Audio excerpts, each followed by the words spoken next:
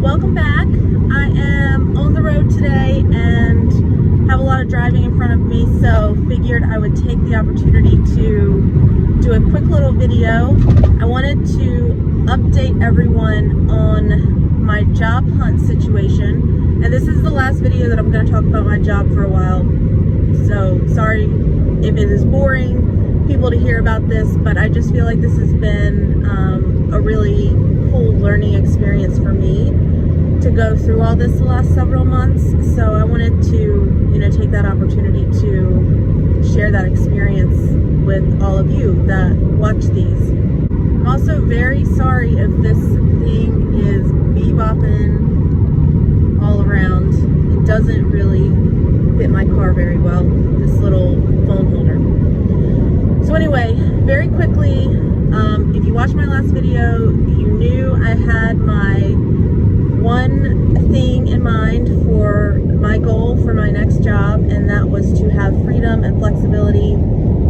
And the best way I knew to achieve that was to find a job that allowed a remote or a virtual work option. And I am so happy to report that I have found it. I have been given the job offer, I have accepted the job offer, and I will be starting next week. This is such a huge deal to me. It is such an exciting thing. I very much am like kind of a gypsy soul. As you guys know, I like to be on the move. I like to go a lot of places. I like to be in a lot of different states. I don't really want to be locked down to any one area. I want to travel with the horses.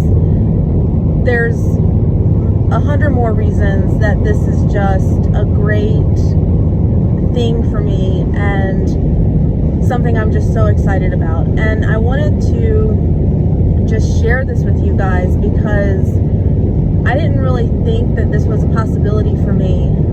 With the work that I do and my line of work, I really didn't think finding a remote option was going to be feasible or easily findable. And this came luckily much more easy than I expected it to be. So my first little curl of wisdom for everyone is don't toss out an option because you think that it's not something that you're going to be able to accomplish. Do your due diligence, look into it, go after what you want.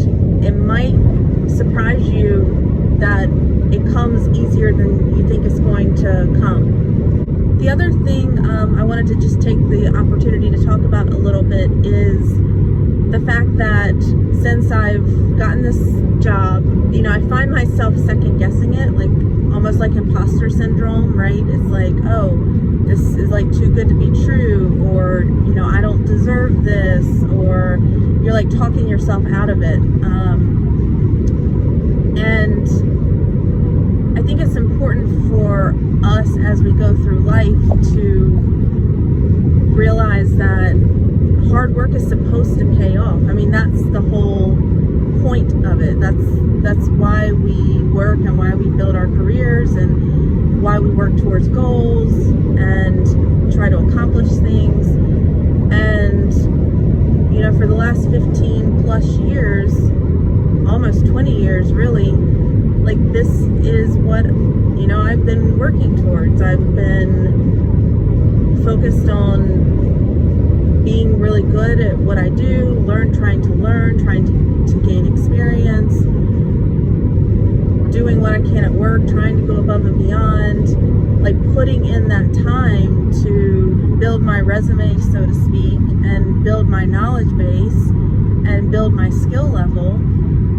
And this is hopefully me kind of reaping the rewards from all of that. So we want to 100% stay humble, 100% we want to stay grateful for good fortunes and good luck, and sometimes we just catch a good break, and we want to of course stay grateful and appreciative of all of that. But at the same time, don't be afraid to give yourself a pat on the back for a job well done when it is a well-deserved pat on the back for a job well done. don't minimize your success or minimize what you've accomplished when you've put in the work for it.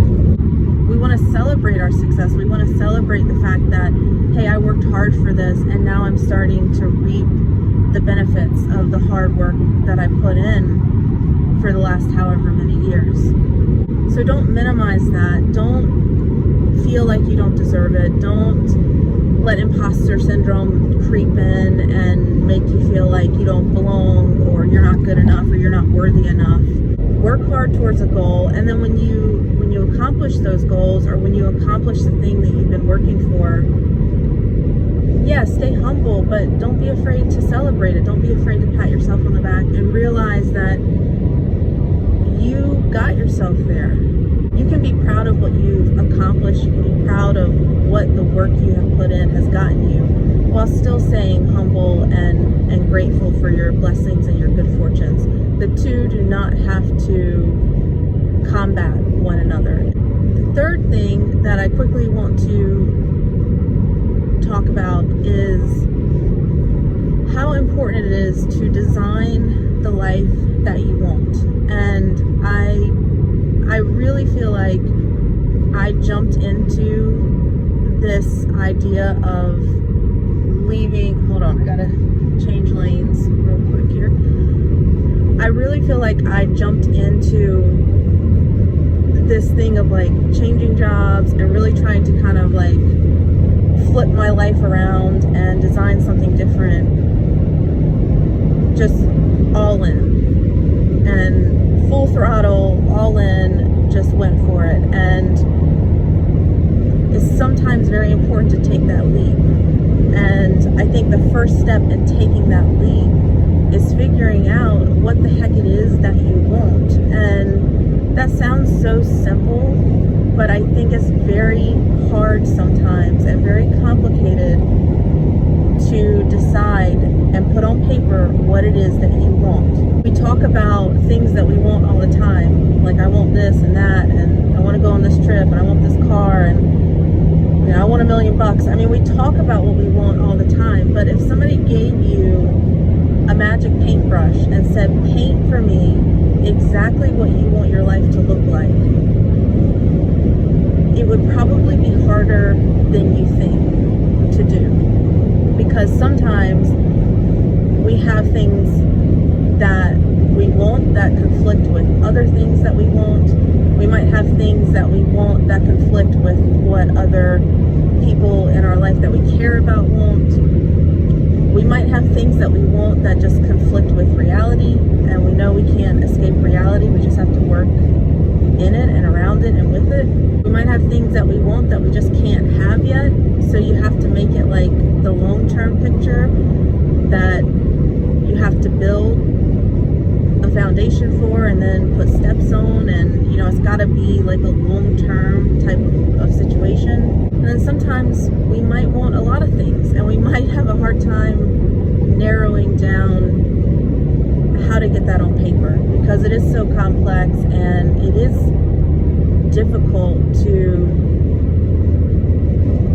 identify the one picture that you would paint for your life if somebody gave you a magic paintbrush.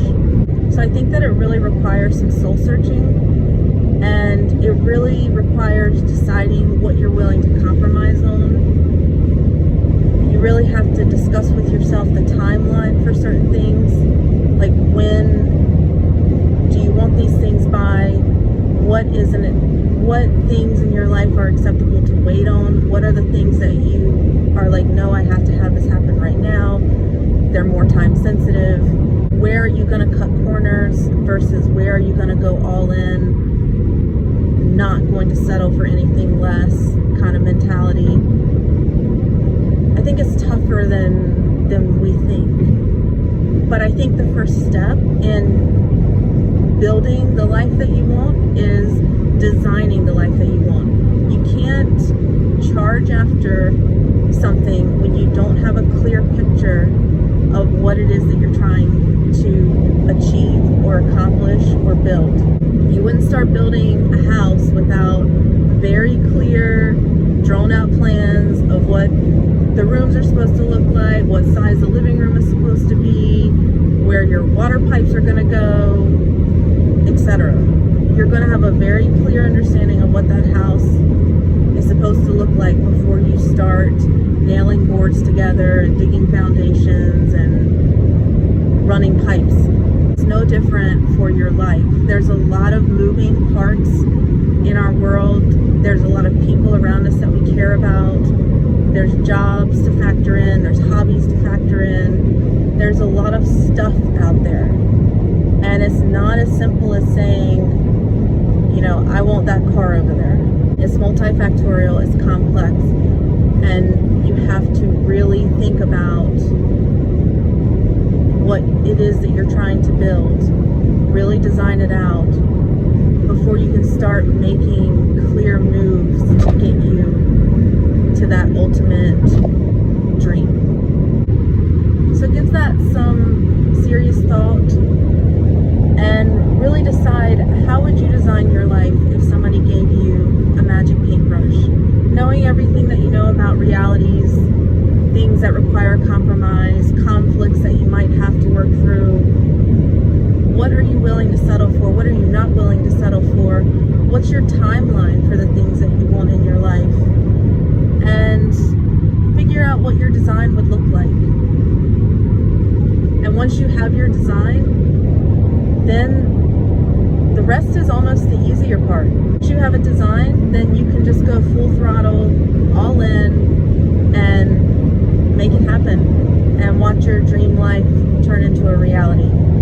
All right, we will talk again soon. Like I said, no more job talk next video. I just really have felt like I have learned so much from this soul searching and this thinking and all of this the last several months, and I just wanted to share a little bit of that journey with all of you in case you can pull anything from it to help with whatever you're going through in your own lives.